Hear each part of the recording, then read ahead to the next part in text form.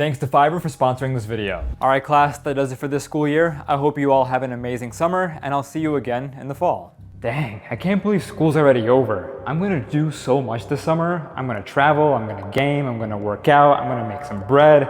But you know what, I'm feeling kinda tired right now. Let me just go ahead and take a nap.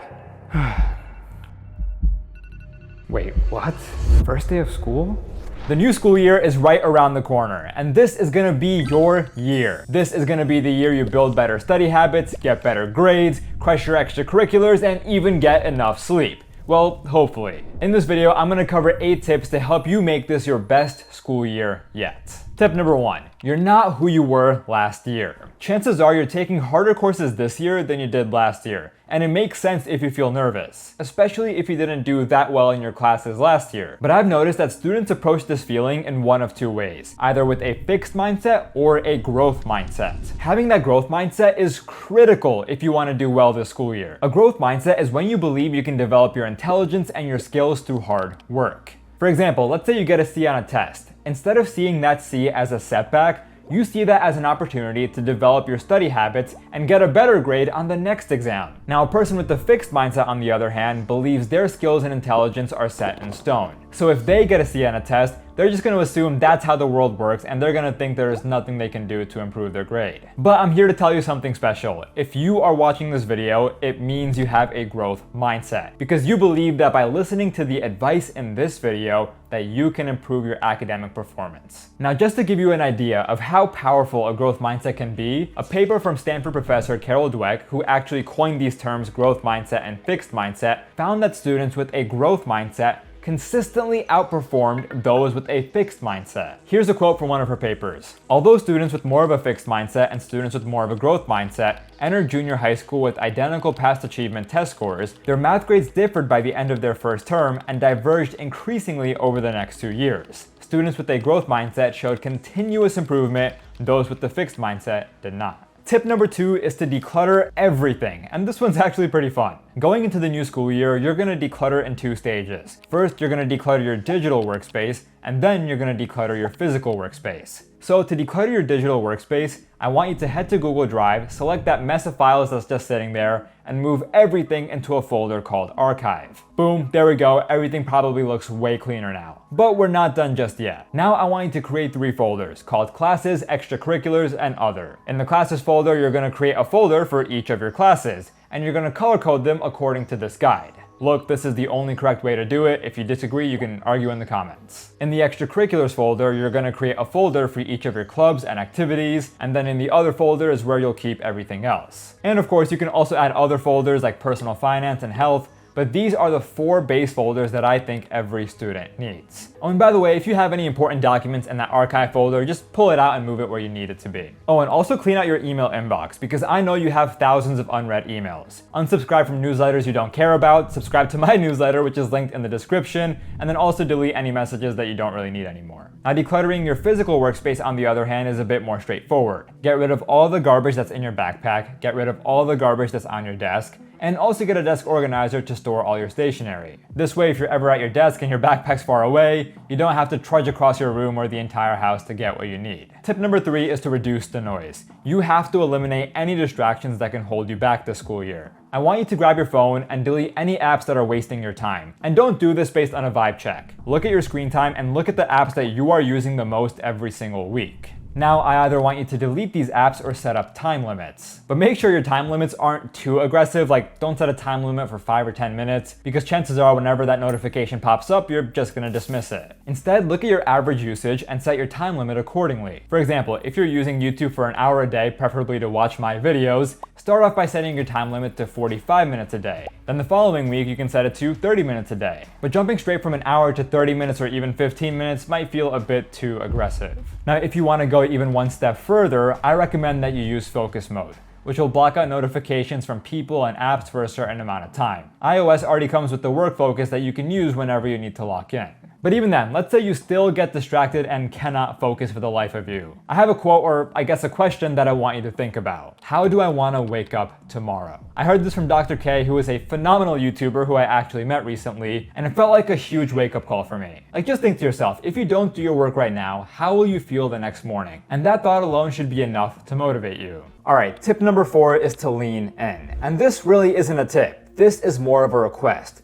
Whatever you're interested in, whether it's programming, biology, chemistry, music, movies, I want you to go all in. Not only will this be fulfilling for you, but colleges love to see students who are passionate and committed to something. For example, let's say you're interested in sustainability and want to start an organization to clean up litter in your community. I want you to think of a name, find people to join you, create an action plan, and build a website to spread the word. But building a website can be kind of tough, which is where the sponsor of this video comes in, Fiverr. Fiverr is the best place to find world-class freelancers to help you with digital work. Think graphic design, video editing, web development, pretty much all the skills you would need to start up a passion project. Let's head over to Fiverr and use their new AI tool, Neo, to find the perfect freelancer to build the web page for our organization. We're going to share information about what we're working on, which in this case is a landing page for a sustainability organization, and quickly Neo will provide us with a list of freelancer options. Now I know what you're thinking. You probably don't have a huge budget for your organization, which is fine. You can adjust the filters to find freelancers who are in your price range, and it's also super easy to vet the quality of these freelancers by looking at their ratings or their portfolios. Their ratings are based on previous projects they have worked on, and their portfolios will give you a sense of the quality to expect. A few days ago, I reached out to a freelancer on Fiverr to build the landing page for this organization.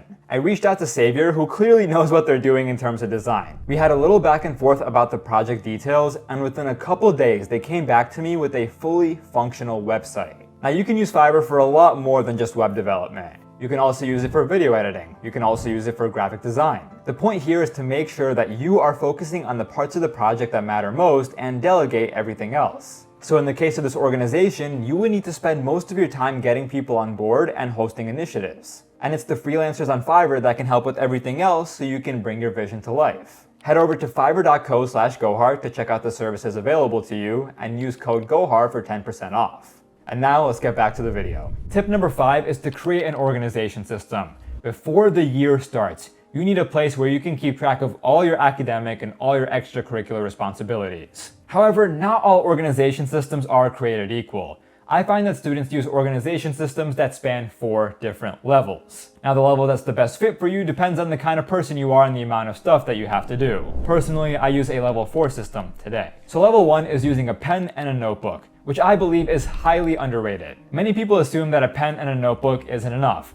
But in reality, at the heart of any good productivity system is having a place where you can write down what you have to do and then track what you have done. A to-do list in your notebook helps you do just that. Level 2 is using a digital to-do list, usually with an app like Todoist or even the Reminders app on your iPhone. By the way, the Reminders app has some pretty cool secrets that a lot of people don't know about. For example, on a reminder, you can set a location so that it pops up whenever you're in a specific place. So if you set the location as your house, the reminder will pop up whenever you come home from school, which can be pretty useful. You can also toggle something called when messaging, which will show you the reminder whenever you're texting someone in particular. So for example, if you're working with someone on a group project, this would be a pretty useful toggle to activate. Level 3 is using a calendar app like Google Calendar.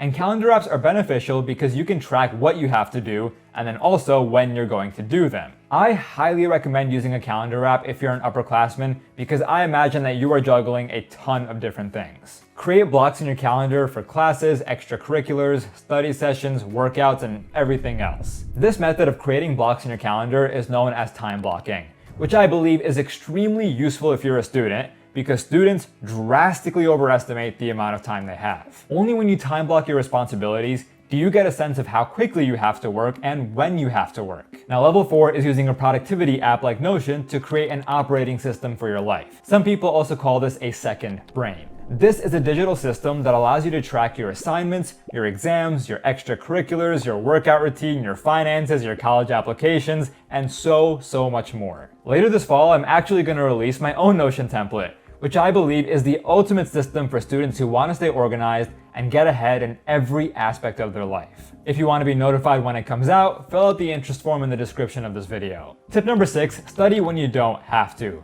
I can already imagine what you're thinking. This is illogical, this doesn't make sense, Gohar, what are you talking about? But this is the ultimate life hack. If you only study when you have to, there are going to be some weeks when you barely have to study, and some weeks when you are studying a ton. And this constant fluctuation can get pretty stressful as a student. But if you instead study the same amount every single week, even when you don't really have anything to study, you will feel so much calmer as a student. For example, if you don't have a lot of stuff to study one week, just read ahead so that by the time you do have to study a lot, you don't have to panic because you've already read ahead. So while your friends and classmates might be going through this stressful cycle of ups and downs, you are maintaining this calm consistency and doing just as well, if not better. Tip number 7.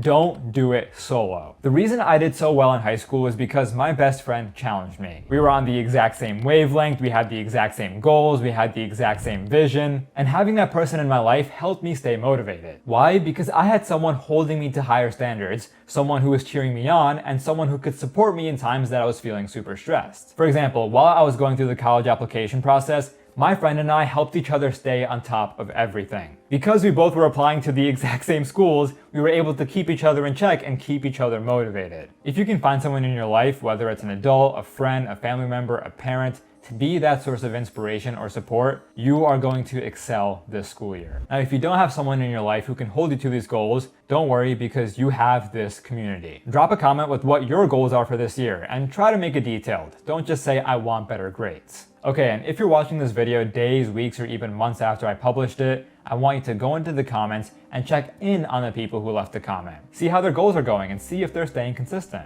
And tip number 8 is to get on your teacher's good side. It is critical to do this as early as possible. And here's how you're going to do it without looking like a teacher's pet. Within the classroom, try to answer a question most classes.